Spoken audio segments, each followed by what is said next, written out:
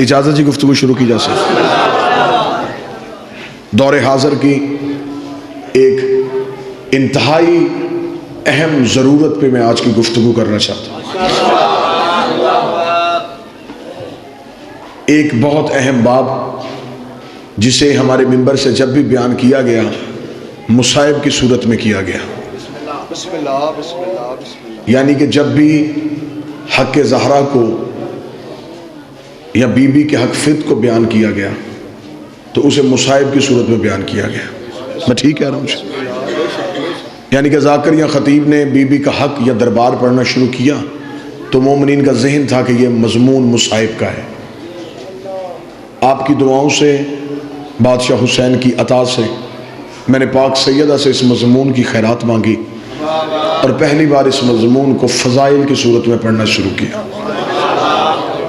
میں موضوع سے قبل آپ احباب کے سامنے سے گزارش کروں گا، میں پاک بی بی کی وکالت کا حق میں ادا تو نہیں کر سکتا، میری اتنی اوقات ہی نہیں کہ اتنے بڑے گھر کی وکالت کی جا سکے، لیکن میں اس مقدمے پہ ایسے ہی بحث کروں گا جیسے کہ حلالی وکیل اپنے مقدمے پہ بحث کرتا ہے۔ اور میں گزارش کروں گا اگر کوئی اہل سنت میرے بھائی گفتگو کو سن رہے ہوں، جتنی دیر میں ممبر پہ گفتگو کروں ایک لمحے کے لیے اپنے آپ کو سنی بنا کے نہیں، شیعہ بنا کے نہیں، ایک مسلمان بنا کے میں جس کا کلمہ پڑھتے ہوں اس کی بیٹی کا حق آپ کے سامنے پڑھنے لگا۔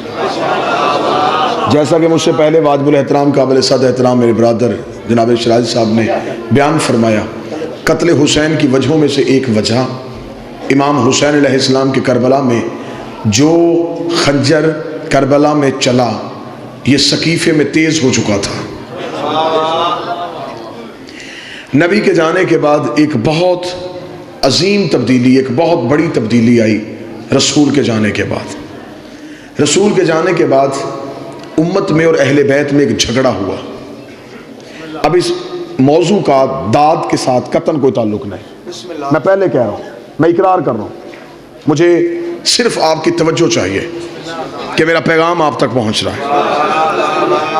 رسول کے جانے کے بعد امت میں اور اہل بیت میں ایک جھگڑا ہوا اور اس جھگڑے کی وجہ تھی ایک جائیداد، ایک جاگیر۔ اس جاگیر کو اہل بیت کو اس جگہ کی ضرورت نہیں تھی، لیکن نبی کی بیٹی نے اس انداز سے جنگ لڑی ہے کہ رسول کی بیٹی نے اسلام کے لبادے میں چھپے ہوئے منافقوں کو ظاہر کر دیا۔ اب ہمارے بچے اکثر اس چیز سے بے خبر ہیں کہ یہ ایک باغ تھا جو رسول کی بیٹی لینے کے لیے گئی۔ میں پہلے وضاحت کروں، اسے فدق بھی بولتے ہیں، فتق بھی بولتے ہیں، دو طریقے سے اس لفظ کو بولا جا سکتا ہے۔ اگر آپ عربی اعتبار سے بولیں گے تو اسے فدق بولیں گے، اردو اعتبار سے بولیں گے تو اسے فدق بولیں گے۔ یہ فدق ایک باغ نہیں، اس کے اندر 7 باغات تھے، یہ ایک جگیر تھی، اس کے اندر 7 باغات تھے جس کے نام تاریخوں میں موجود ہیں۔ 40 لاکھ دینار سالانہ آمدنی آتی تھی رسول کو اس جگیر سے۔ اب اگلا سوال یہ کہ یہ جگیر رسول کو ملی کہاں سے؟ میں نے پہلے کہا ہے کہ میں بالکل اس مقدمے کی آپ کے سامنے بیک گراؤنڈ پڑھنے لگا ہوں، پس منظر پڑھوں گا تو پھر میں اس مقدمے بحث کر سکوں گا، کیونکہ اب پرانے کیس کھلنے شروع ہو گئے ہیں، پرانے مقدمے عدالتوں کی ٹیبل پہ پڑے ہوئے ہیں، اور یہ مقدمہ بھی کھلے گا جب زہرا کا بیٹا آئے گا، اس مقدمے کا فیصلہ ہوگا۔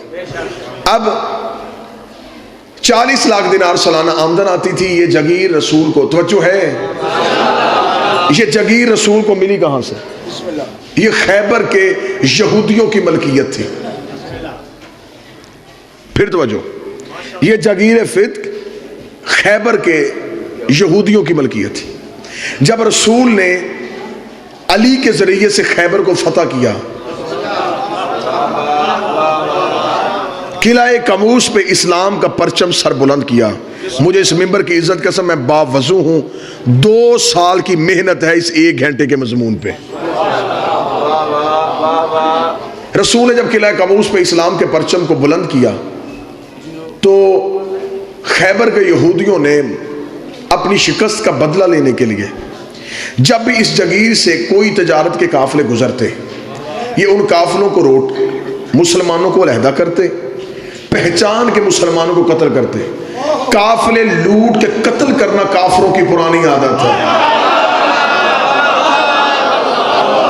قافلے روک کے پہچان کر کر کے مارنا، یہ خیبر کے کافروں سے چلا۔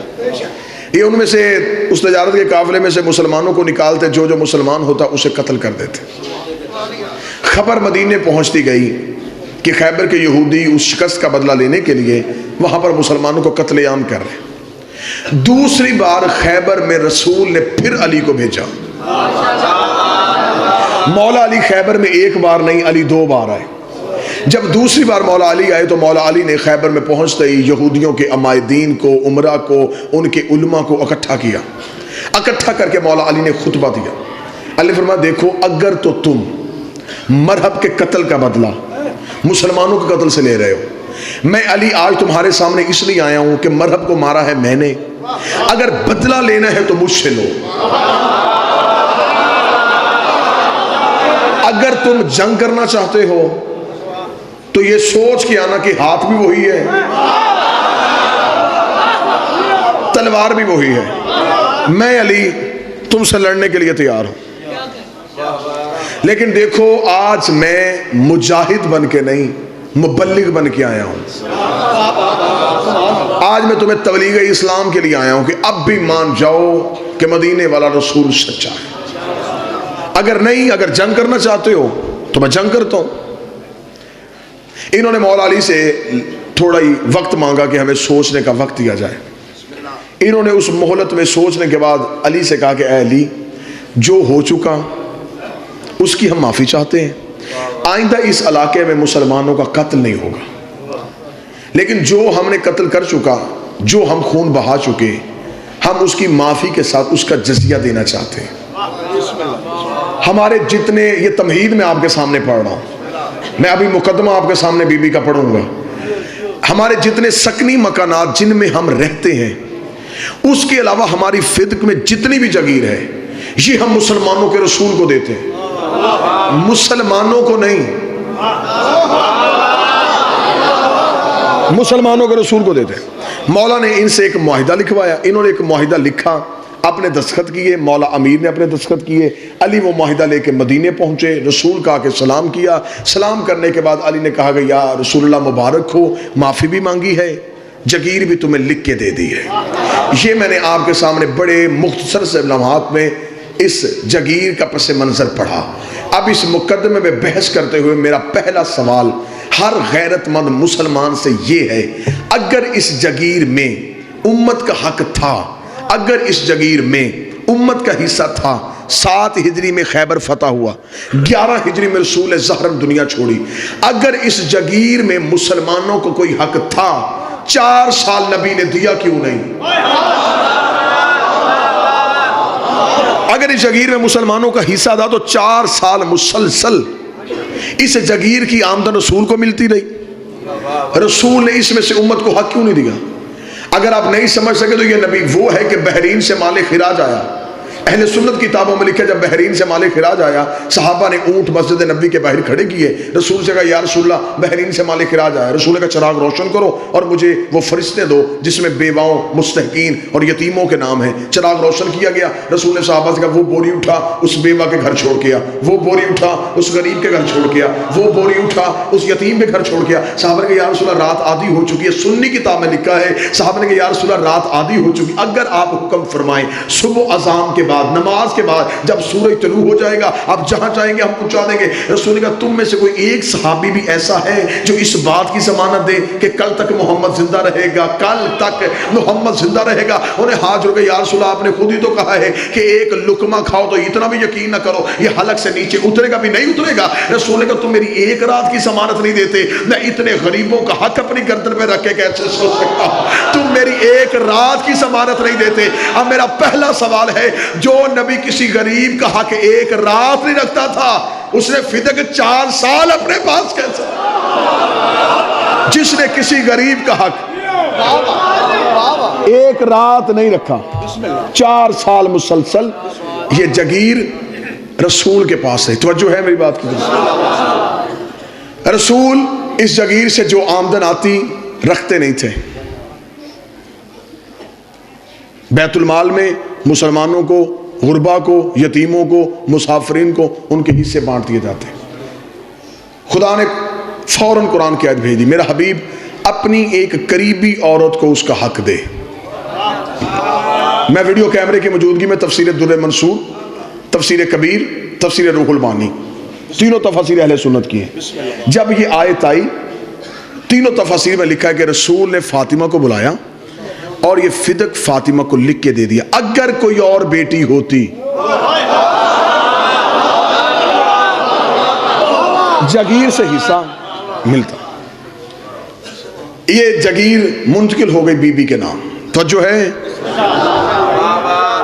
بی بی کے نام جب یہ جگیر منتقل ہو گئی، شریف باپ کی شریف بیٹی نے، جیسے باپ تقسیم کرتے تھے ویسے ہی میری مخدومہ نے اس مال کو تقسیم کرنا شروع کیا. نبی کے جانے کے بعد جب حکومت پہ قبضہ ہوا، منبر علی کے پاس تھا، قبضہ حکومت پہ ہوا تھا. جب تخت پہ قبضہ ہوا، اب یہ بیٹھ تو گئے، بیٹھ کے اب بادشاہ یا حاکم بننا اتنا آسان کام نہیں تھا.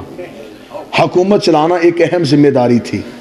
صرف تخت پہ بیٹھنا ہی کام نہیں تھا، وہاں بیٹھ کے فوجیوں کی تنخواہیں، لشکروں کے خرچے، بیت المال میں خزانہ ہونا چاہیے، آپ نے جن کے وظائف مقرر کیے ہیں ان کو وظیفے ملنے چاہیے.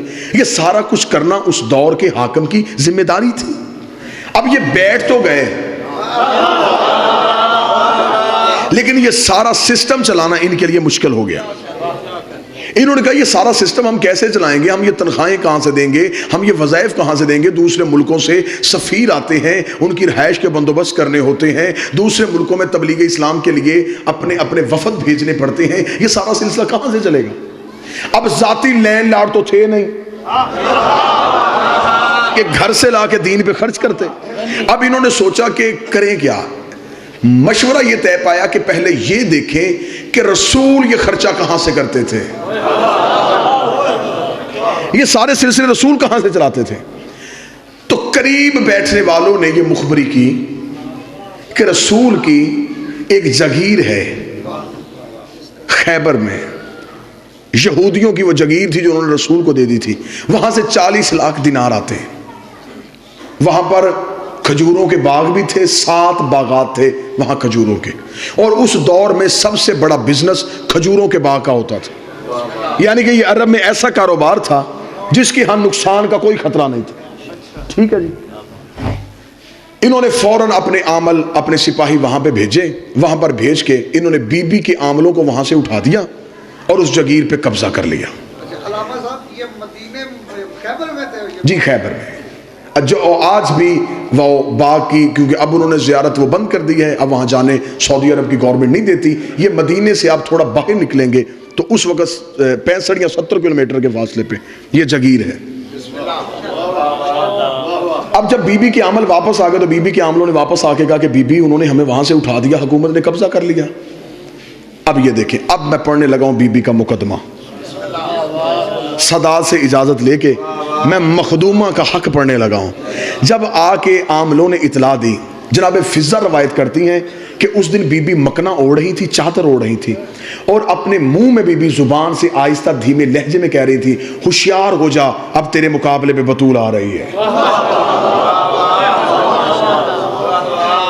اور میں انتہائی ذمہ داری کے ساتھ ایک ایک لفظ ادا کر رہا ہوں. میں نے کہا 2 سال کی محنت ہے اس مضمون پہ، ایک ایک لفظ کی ذمہ داری ہے.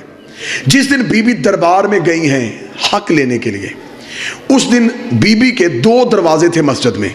ایک وہ جو گھر کے اندر سے مسجد میں کھلتا تھا، جو رسول نے سارے صحابہ کے بند کروائے تھے لیکن علی کا بند نہیں کروایا تھا، یہ وہ دروازہ. ایک دروازہ وہ ہے جو مرکزی گیٹ ہے مسجد کا. جس دن بی بی دربار میں آئی ہیں اس دن بی بی حجرے والے دروازے سے نہیں آئیں، جبکہ ہمیشہ بی بی رسول کے دور میں بھی جب بھی مسجد میں آتی تھی تو حجرے والے دروازے سے آتی تھی. آج بی بی حجرے والے دروازے سے نہیں، آج مرکزی دروازے سے آئی.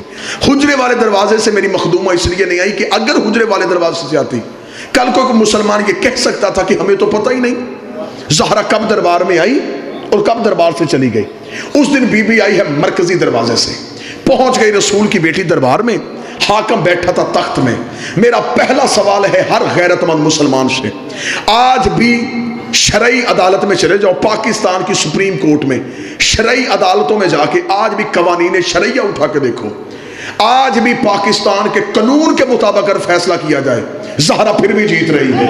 آج پاکستان کے قوانین شرعیہ کے مطابق فیصلہ کیا جائے. میں سمجھا کے بات کروں گا, میں نے پہلے کہا تھا داد نہیں دینی, صرف سوچنا ہے اور توجہ فرمانی ہے. قوانین شرعی میں لکھا ہوا ہے کہ اگر کسی جگیر پہ قبضہ کرنے کے لیے مسلمان مجاہدین کا خون اور پسینہ بہے اور وہ جگیر مسلمان لے لیں, اس جگیر میں ہوتے ہیں 5 حصے. 4 ہوتے ہیں ان مجاہدین کے جنہوں نے جنگ کی, 5واں ہوتا ہے رسول کا. لیکن اگر کسی جگیر پہ قبضہ کرنے کے لیے نہ کسی کا خون بہاؤ نہ پسینہ, وہ صرف اسلام کو اسلام کے روب کی وجہ سے مل جائے, اسے کہتے ہیں مال فی. اس میں امت کا حق نہیں ہوتا, وہ صرف رسول کا حق ہوتا. اب اگر اس جگیر پہ کسی نے گھوڑا دوڑایا ہے پھر اس میں امت کا حق. دوسرا سوال, آج بھی پاکستان کی عدالتیں اس بات کی تائید فرمائیں گی سب سے بڑا بدنما دھبا جو آج تک اسلام کے چہرے پہ ہے جسے کوئی بھی مورخ نہیں مٹا سکا, کتنا بڑا ظلم ہوا تاریخ اسلام پہ, جس کے خلاف مقدمہ تھا وہی جج تھا.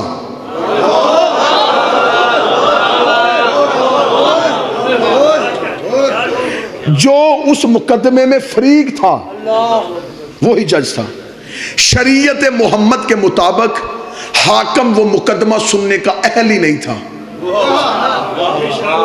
شریعت کے مطابق یہ مقدمہ جانا تھا قاضی کے پاس, اس مقدمے کو قاضی نے سننا تھا. شریعت میں حاکم کے ساتھ ایک قاضی مقرر ہوتا ہے. اگر آپ اسٹیٹ کے خلاف آئیں گے, اگر آپ حکومت کے خلاف آئیں گے, وہ مقدمہ حکومت نہیں, اسلام کہتا ہے کہ وہ مقدمہ قاضی سنے گا. قاضی کا چناؤ ہے, توجہ ہے میری بات کی جانب, اس لیے اسلام میں ہے قاضی کا چناؤ. اور آج بھی پاکستان کی عدالتوں میں یہ نظام موجود ہے. آپ نے پچھلے دنوں دیکھا افتخار چودھری کے بیٹے کو عدالت میں لایا گیا, اس نے بینچ چھوڑ دیا. اس نے کہا کیونکہ میرا بیٹا مجرم ہے لہٰذا میں یہ مقدمہ سنوں گا, نہ میں سن سکتا ہوں. تاریخ اسلام میں سب سے بڑا ظلم یہ ہوا, جس کے خلاف بھی مقدمہ لے کے آئی تھی وہی منصف تھا. یہ ہے تاریخ اسلام کا ایک بدنما دبا. آ گئی بی بی آگے دربار میں کھڑی ہوئی, مصائب نہیں فضائل سننا مخدومہ کا. جنگ جیت کے آئی ہے رسول کی بیٹی, چادر کی دھار سے دشمن کو قتل کر کے آئی. بی بی دربار میں پہنچی. بی بی نے دربار میں پہنچ کے سب سے پہلا سوال حاکم سے کیا. بی بی نے دربار میں پہنچ گئی, حاکم سے کہا کہ تو نے میری جگیر پہ قبضہ کیوں کیا. یہ مکالمہ ہے, میں نے پہلے کہا میں ویڈیو کیمرے کی موجودگی میں ہوں, میں اپنے ایک ایک حرف کو ثابت کروں گا. بی بی نے کہا تو نے میری جگیر پہ قبضہ کیوں کیا. حاکم نے فوراً بی بی کو جواب دیا کہ ہمارے پاس ایک حدیث تھی, جس حدیث کو نص بنا کے ہم نے اس جگیر پہ قبضہ کیا. بی بی نے کہا تیرے پاس کیا حدیث تھی. اس نے کہا تیرے بابے کی حدیث ہے کہ ہم گروہ انبیاء لا نورث ولا نورث, ہم نہ وارث بنتے ہیں نہ وارث بناتے ہیں. یہ انبیاء جو ہوتے ہیں نہ یہ کسی کے وارث ہوتے ہیں نہ یہ کسی کو وارث بنا کے جاتے ہیں.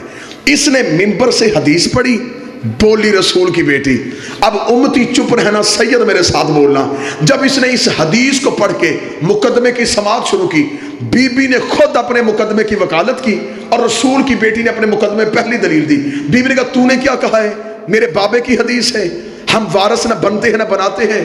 رک کسی جگہ پہ, پہلے مجھے یہ بتا تجھے میرے بابے نے وارث بنایا ہے؟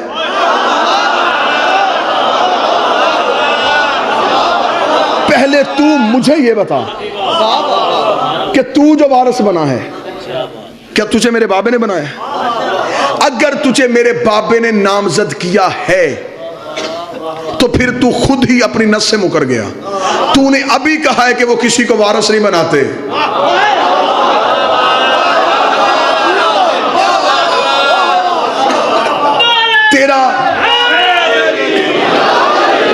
میرا نامزد ہونا غلط. حاکم چپ ہوا. حاکم نے کہا مخدومہ بنت رسول تو اپنے مقدمے میں بحث کر. دربار میں اکیلی وکیل. مخدومہ نے کہا میں اپنے مقدمے میں بحث کرتی ہوں. اس نے کہا تیرے پاس ثبوت. بیوی نے کہا میرے پاس ثبوت ہے. ثبوت پیش کیا جائے. بیوی نے عدالت میں وہی معاہدہ جو یہودیوں نے لکھا تھا جس میں مولا علی کی بطور گواہ اور رسول کی مہر تھی اور نیچے لکھا تھا رسول نے کہ یہ جگیر میں اپنی بیٹی فاطمہ کو دیتا ہوں. بیوی نے وہ تحریر دربار میں پیش کی. انہوں نے تحریر پڑھتے ہی دوسرا سوال سماعت مقدمے کی کرتے حاکم نے کہا کہ اس تحریر پہ کوئی گواہ. لو پھر پھنس گیا حاکم. دوسری بڑی غلطی کر گیا حاکم. قانون قرآن کے مطابق معصوم سے گواہ مانگنے کی اجازت ہی نہیں ہے. میں محنت آپ کے سامنے پڑھ رہا ہوں. قرآن کے مطابق معصوم سے گواہ مانگنے کی اجازت نہیں. میں قرآن سے نص دیتا ہوں. مریم کی قوم نے مریم سے پوچھا بچہ کہاں سے آیا. 3 دن کا عیسیٰ بول پڑا. قرآن کہتا انی عبداللہ اتانی کتاب وجعلنی نبی. میں اللہ کا بندہ ہوں, کتاب لے کے آیا ہوں, نبی بن کے آیا ہوں. قوم نے عیسیٰ سے گواہ نہیں مانگا. معصوم ہے. میں ایک حوالہ دوسرا دیتا ہوں. کتاب کا نام حیات الحیوان, لکھی آقا دمیری نے, چھپی جامع الازہر مصر سے. مدینے میں ایک شخص جس کا نام اسود تھا, یہ گھوڑا بیچنے کے لیے آ گیا. عربی تھا یہ گھوڑا بیچنے کے لیے آ گیا. عرب میں گھوڑا ہر انسان کی کمزوری بھی تھی, مجبوری بھی تھی, کیونکہ وہ جانور پالتے تھے, گھوڑے پہ سواری کرتے تھے. یہ مسجد نبوی والے بازار میں توجہ ہے, گھوڑا کھیلے کھڑا. رسالت امام مسجد سے باہر نکلے. رسالت امام نے گھوڑے کو دیکھا, رکے. اسود یہ گھوڑا بیچے گا؟ بیچوں گا. دلیل آپ نے ذہن میں رکھنی ہے کہ معصوم سے گواہ مانگنے کی اجازت نہیں ہے. رسول نے کہا یہ گھوڑا بیچے گا؟ اس نے کہا جی بیچوں گا. رسول کا کیا لے گا؟ اس نے دینار بتائے. رسول نے اس کے ساتھ سودا طے کیا. طے کرنے کے بعد رسول نے کہا کہ میرے پاس اس وقت دینار نہیں, دینار پڑے ہیں میرے حجرے میں. سودا تیرا میرا طے پا گیا. وہ جو دینار حجرے میں پڑے وہ تیری ملکیت, اور یہ جو تیرے ہاتھ میں گھوڑا ہے یہ میری ملکیت. رسول کو گھوڑے کی ضرورت نہیں ہے, لیکن ایک مسئلہ حل کرنے لگے ہیں. رسول حجرے میں دینار لینے کے لیے گئے. یا چند صحابہ وہاں سے گزرے. انہوں نے وہاں پہ کھڑے اسود کو دیکھا, بھئی گھوڑا بیچنا چاہتا ہے. اس نے کہا جی آیا تو بیچنے تب بک گیا. انہوں نے گزرتے گزرتے سرسری پوچھا کس نے خریدا؟ اس نے کہا تمہارے نبی نے. نبی کا نام آنا تھا. بندے واپس آ گئے کہ ضرور اس گھوڑے میں کوئی صفت ہے, اگر اس میں کوئی عیب ہوتا محمد کبھی نہ خریدتا. اس میں کوئی صفت ہے. انہوں نے آگے کہا یہ گھوڑا تو ہمیں نہیں بیچ سکتا. اس کا نا سودا طے پا گیا. وہ دینار لینے گئے. اب وہ عربی کیونکہ نبی کا کلمہ نہیں پڑھتا تھا, انہوں نے فوراً کہا اگر ہم اس قیمت سے زیادہ دیں کیا تو ہمیں دے گا؟ اب اس نے کون سا کلمہ پڑھا تھا, اسے کون سے تجارت کے قوانین کا پتا تھا. اس کا مجھے تو پیسے سے غرض ہے. اسے پیسے لیے, گھوڑا ان کے حوالے کیا. یہ گھوڑا لے کے چلے گئے. وہ شخص دینار گن رہا تھا. یا رسول آ گئے. رسول نے کہا اسود میری امانت. اس کا کون سی امانت؟ اس نے کہا وہ گھوڑا جو میں نے خریدا. اس نے کہا کون سا گھوڑا؟ جو ابھی تھوڑی دیر پہلے خریدا. اس کا کوئی گواہ ہے؟ میں نے کہا تھا نا معصوم سے گواہ مانگنے کی اجازت نہیں. اس نے کہا گواہ ہے. رسول چپ کھڑے. رسول کا اسود دیکھ میں نے تجھ سے وہ خریدا, میرا تیرے ساتھ دینار طے پائے. اس نے کہا نا گواہ ہے تو لا. ابھی رسول چپ تھے, یا مسجد سے ایک شخص باہر نکلا. رنگ اس کا کالا تھا, اندر سے بڑا پاک تھا.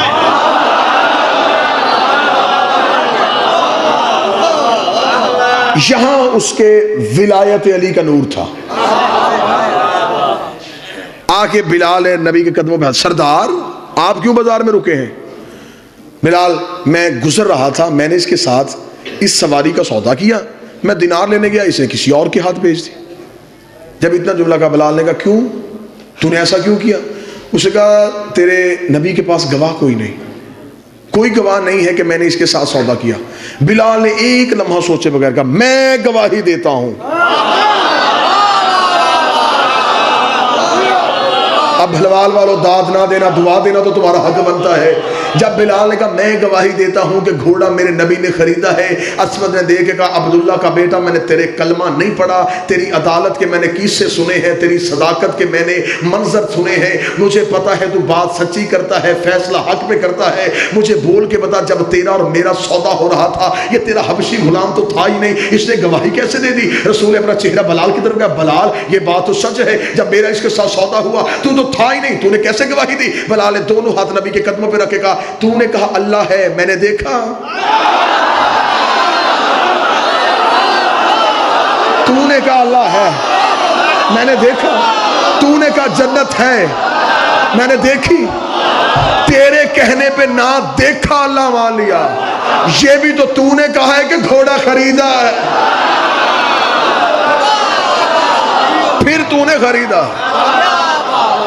یہ ہے معصوم سے گواہ مانگنے کی اجازت نہیں۔ دربار میں معصومہ سے گواہ مانگا گیا، سننا مقدمہ، فضائل سننا میری سائن کے، میری آقا زادی کی فضیلت سننا۔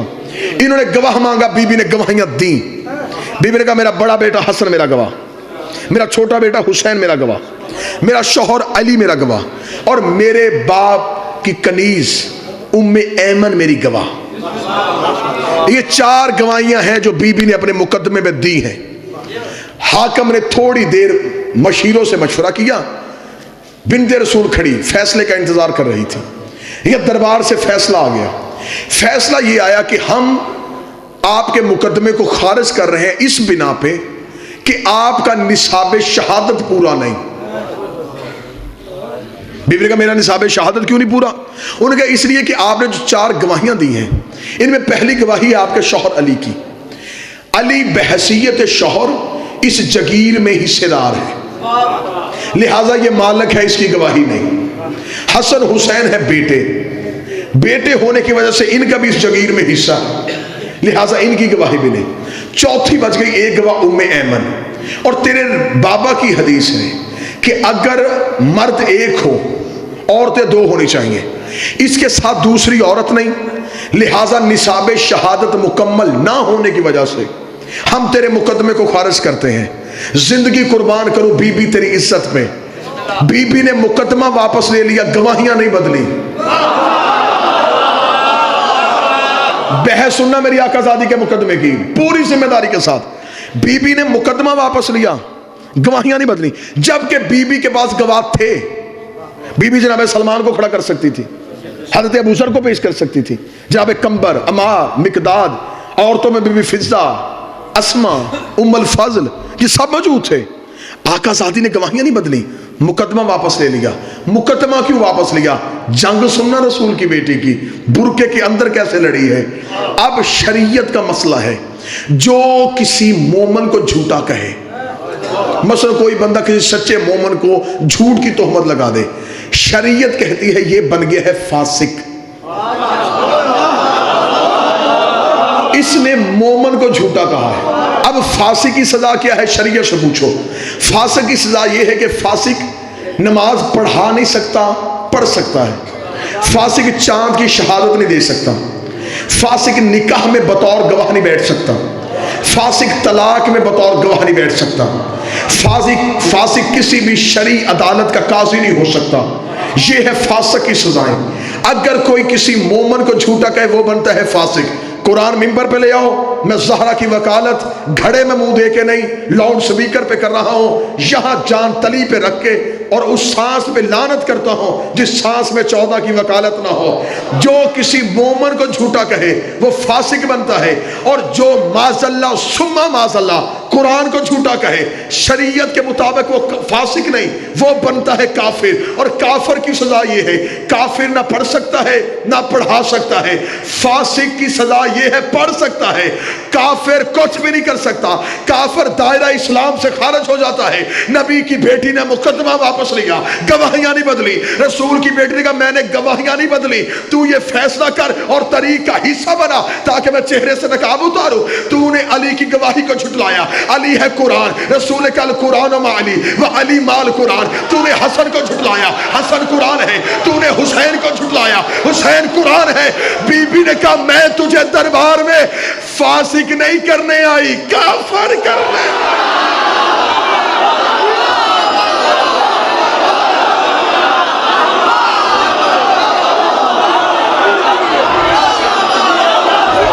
بسم اللہ، میں تجھے، بسم اللہ، یا رسول یا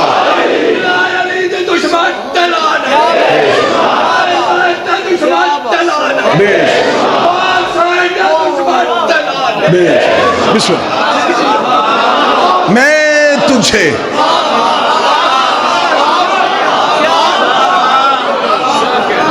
جو کام نبی نہیں کر سکا،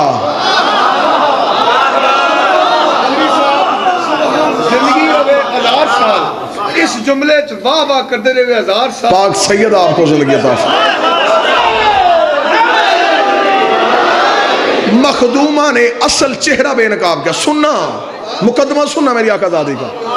بی بی نے مقدمہ واپس لیا، حکیم صاحب مقدمہ واپس لیتے ہی بی بی نے دوسرا مقدمہ دائر کیا۔ بی بی نے کہا یہ مقدمہ واپس ہو گیا، فیصلہ کر دیا تو نے فیصلہ، نہ فیصلہ نہ بدلنا، میں مقدمہ واپس لیتی ہوں۔ وہی کھڑے بی بی نے دوسرا مقدمہ دائر کر دیا۔ بی بی نے کہا تو ہے حاکم، میں ایک بیٹی بن کے باپ کا حق لینے آئی ہوں، باپ کا حق دے۔ حکومتیں پریشان ہو گئی، دربار میں لڑ رہی ہے محمد کی بیٹی، برقعے کے اندر لڑ رہی ہے رسول کی بیٹی۔ رسول کی بیٹی نے کہا حق دے، اس نے کہا توجہ، اس نے کہا حق میں نے تجھے کہا نہیں، میرے پاس حدیث ہے۔ چند قدم چلی، آگے چل کے کھڑی ہوئی، بی بی نے کہا اب بول کیا کہا تو نے؟ اس نے کہا میرے پاس حدیث ہے۔ بی بی نے کہا حدیث سنا۔ اس نے کہا تیرے بابا نے کہا تھا ہم گروہ انبیاء نہ وارث بنتے ہیں نہ وارث بناتے ہیں۔ مخدومہ چادر کے اندر سے بولی، بی بی نے کہا تو نے حدیث پڑھی ہے؟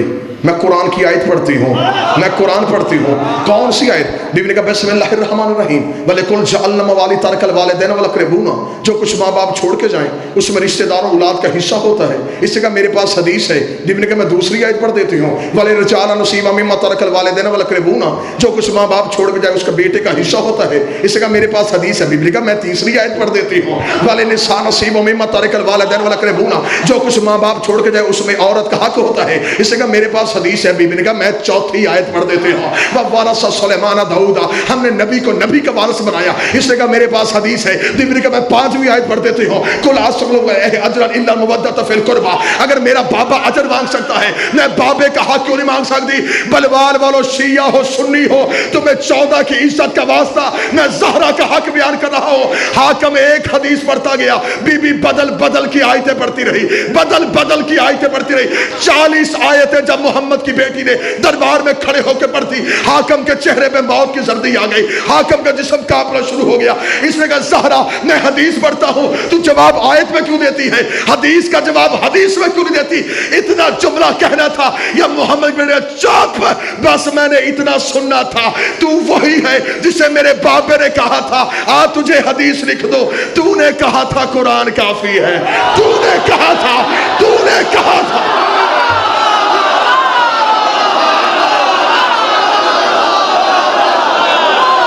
تو نے کہا تھا،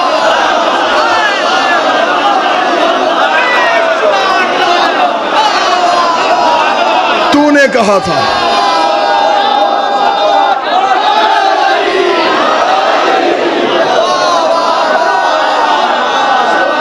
تجھے میرے بابے نے کہا تھا، بسم اللہ،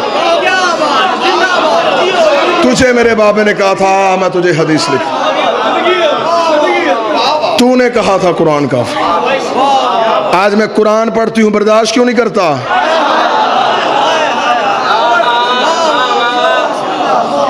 زندگی سن اب قرآن. نہیں سنے آئی تک. دربار میں کھڑی ہو کے بی بی نے کہا نہ تجھے قرآن کافی ہے نہ تجھے فرمان کافی ہے.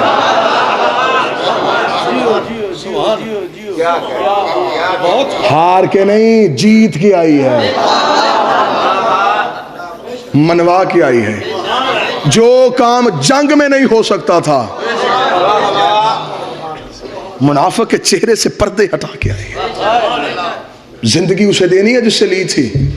ہر چیز پہ سمجھوتا کر لینا یہ میرے بدے ہاتھ ہیں, کل کا ایک دن رہ گیا ہے, پھر زندگی آنے دے یا نہ آنے دے, یہ میرے بدے ہاتھ ہیں. زہرا کے دشمن پہ کبھی سمجھوتا نہ کرنا. مولا فرماتے ہیں جو ہماری دادی کے دشمن پہ سوچ کے لعنت کرتا ہے ہم 14 اس پہ لعنت کرتے ہیں.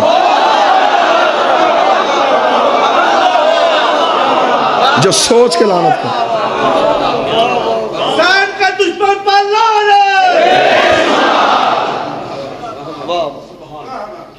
آج بھی جو بندہ نیا شیعہ ہو سر پہ قرآن رکھ کے پوچھو وہ خیبر پڑھ کے شیعہ نہیں ہوا, وہ خندق پڑھ کے شیعہ نہیں ہوتا, اسے شیعہ کرتا ہے رسول کی بیٹی کا. 13 معصوموں کی محنت ایک طرف, اکیلی زہرا کا دربار جانا ایک طرف. جو بھی بندہ شیعہ ہونا چاہے اسے منواتا ہے صرف حق زہرا. میں نے اکثر نئے شیعہ ہوئے بندوں سے پوچھا کیوں شیعہ ہوئے, وہ کہتے ہیں شیعہ کر گیا ہمیں رسول کی بیٹی کا حق. آج بھی سچ اور جھوٹ کی پہچان ہی حق زہرا سے ہوتی ہے. قبلہ مبلغ اعظم مولا اسماعیل کہا کرتے تھے شیعو اپنے بچوں کو 2 چیزیں رٹا دو, ایک غدیر اور ایک فدق. یہ رٹا دو اپنے بچوں کو, گھر گھر میں مناظر پیدا ہو جائے گا اگر یہ چیزیں اپنے بچوں کو یاد کروا دو گے. مبلغ اعظم قبلہ مولانا اسماعیل صاحب نے کہ پنڈی بھٹیا کے قریب مناظرہ تھا. بسم اللہ جی. نعرہ تکبیر, نعرہ رسالت, نعرہ حیدری, حسینیت زندہ حسینیت زندہ یزیدیت مردہ یزیدیت مردہ. بات مقدمت سلوات. اللہم صلی علی محمد. قبلہ مبلغ اعظم پنڈی بھٹیا کے قریب مناظرہ کرنے ہیں. مناظرے کا جج ایک اہل سنت زمیندار تھا, نام اس کا چودھری عاشق تھا. قبلہ مبلغ اعظم بی بی کی حق میں بحث کرتے رہے, مناظرہ ہوتا رہا. دوپہر کا وقت ہوا, طے یہ پایا کہ پہلے نماز ادا کی جائے, نماز کے بعد پھر مناظرہ ہوگا. اس چک کا مولوی جو قبلہ مبلغ اعظم سے مناظرہ کر رہا تھا, نام بھی قبلہ مبلغ اعظم کی کتاب اس کا لکھا ہے, مولانا نور محمد اس کا نام تھا. یہ نماز پڑھانے کے لیے مسجد میں گیا, اہل سنت جتنے تھے اس کے پیچھے نماز پڑھنے کے لیے کھڑے ہو گئے. وہ جو چودھری عاشق, وہ کتاب اس نے کوئی بھی نہیں پڑھی تھی, لیکن عقل کتابوں کی میراث نہیں ہوتی, دانش مندی جو ہے یہ ڈگریوں سے نہیں ملتی. چودھری عاشق مولوی کے پیچھے نماز پڑھنی شروع کی. نماز ختم ہوئی, اس نے نمازیوں سے کہا مسجد سے باہر جاؤ, میں نے مولوی صاحب سے اکیلے کوئی بات کرنی ہے. سارے نمازی مسجد سے گئے, اس نے مسجد کی دروازے کی کنڈی لگائی, مولوی صاحب کے سامنے آ کے بیٹھ گیا. اس نے کہا مولوی دیکھ, تیرے اور میرے سوا اللہ کے گھر میں کوئی نہیں بیٹھا, باوضو ہیں, نماز پڑھی ہم نے. اتنے دنوں سے ہمارے گاؤں میں بحث چل رہی تھی, شیعہ کہتے تھے رسول کی بیٹی دربار میں گئی اور واپس آئی ہے خالی. تم کہتے تھے نہیں یہ شیعہ غلط کہتے ہیں. انہوں نے بلا لیا اپنا مولوی, وہ بیٹھا ہے باہر کتابیں لے کے. صبح سے بحث ہو رہی ہے. میں جٹ زمیندار بندہ ہوں, مجھے کتابوں کا نہیں پتا, مجھے نہیں پتا کس نے تاریخ میں کیا لکھا ہے. مجھے صرف اتنا بتا بیٹی رسول کی دربار گئی تھی, بس مجھے اتنا بتا دے. اب دیکھنا کیسے بلایا ہے مخدومہ نے. اس لیے مجھے صرف اتنا بتا بیٹی رسول کی دربار گئی تھی. مولوی کا چاچا عاشق بی بی کا حق بنتا نہیں تھا, اس نے کہا حق چھوڑ, بنتا تھا یا نہیں بنتا تھا, اتنا بتا گئی تھی. اس نے کہا ہاں یہ کتابوں میں لکھا گئی تھی. اس نے کہا چپ, اب اتنا بتا دے واپس خالی آئی ہے یا حق لے کے آئی ہے. اس نے کہا چاچا عاشق میں کتابوں سے ثابت کروں گا بی بی کا حق نہیں بنتا تھا. اس نے کہا میں نہیں پوچھ رہا بنتا تھا یا نہیں بنتا تھا, نہیں بنتا تھا, اتنا بتا واپس خالی آئی ہے. اس نے کہا ہاں چاچا عاشق خالی ہے. اس نے کہا اٹھ ختم کر مناظرہ, ہم نے بحث نہیں کرنی, जीत गया वो शियों का मौलवी। उसने कहा क्यों, किस बात पे मुनाज़रा ख़त्म करवा रहा है? उसने कहा मौलवी मेहराब में बैठा है, सर पे कुरान रख के बता मैं मर जाऊं, मेरे मरने के बाद मेरी बेटी किसी कम्मी के दरवाजे पे चली जाए, जाके कहा मैं चौधरी आशिक की बेटी हूँ, मुझे फलां चीज़ की ज़रूरत है, बताओ उसका बनता है? क्या लगा नहीं बनता, दोगे या नहीं दोगे? क्या लगे कैसे नहीं देंगे, बेटी जो तेरी। उसने कहा शर्म नहीं आती, मेरी बेटी का हया करते हो, मोहम्मद की बेटी का किसी ने, मेरी बेटी का एहतराम करते हो, रसूल की बेटी का किसी ने। उसने रोते हुए कहा चली जो गई थी ना, नहीं बनता था, आ जो गई थी। और बेटी तो दुश्मन की भी घर आ जाए खाली नहीं भेजते, आ जो गई थी दरबार में। इतना कहने के बाद चौधरी आशिक मस्जिद से निकला जहां मुबल्लिग आज़म बैठा था, हाथ जोड़ गया था मुबल्लिग आज़म, और मौलवी इस्माइल पढ़ा कलमा, मिल गई मुझे हिदायत। हाय हाय, मेरा भाई अली अब्बास कहता है हक नहीं देना था ना देते, कोई लंबी तारीख दे देते। मोहम्मद की बेटी, यही जुमला मौलाना इस्माइल ने कहा जब चौधरी आशिक ने मौलवी इस्माइल के कदमों पे हाथ रखा, देख के लगा पढ़ा कलमा। मौलवी आज़म मौलाना इस्माइल ने कहा चौधरी आशिक बात पूरी सुन, इन्होंने खाली नहीं भेजा, सर के बाल सफेद करके गई, उठती बैठती गई, कर गया है दुनिया को हक की पहचान, हक के ज़हरा। दो जुमले सुना मुसाइब के, रोने की रातें हैं, कल की एक रात है, कल की रात शहीदों की रात है, अगली रात गरीबों की रात है। कल तक ज़ैनब का हर रिश्ता मौजूद है, कल रात तक ज़ैनब का गाजी भी है, ज़ैनब का अकबर भी है, ज़ैनब का कासिम भी है, अगली रात में उजड़ गई है। दो जुमले उस शहजादे के सुनना जिसके लिए अल्लामा इरफान हैदर आबदी ने कहा था अकबर की शहादत पढ़े वो जिसने पढ़ने के बाद मर जाना हो, अकबर की शहादत सुने वो जिसने सुनने के बाद मर जाना हो। नहीं बर्दाश्त होती कब्र में भी हुसैन से अकबर की शहादत। आकाए महदी ने हुसैन की कब्र पे खड़े होकर अकबर की शहादत पढ़ दी। आधी रात को अपने घर में चीखों की आवाज़ सुन के आका महदी ने बिस्तर छोड़ा। आका महदी ने देखा इसके घर के बरामदे में एक काले बुरके वाली बीबी रो रही है। आका महदी ने देखा कि बीबी मन अंते तू कौन है, रो के कदी पर्दा कर, मैं मोहम्मद की बेटी ज़हरा।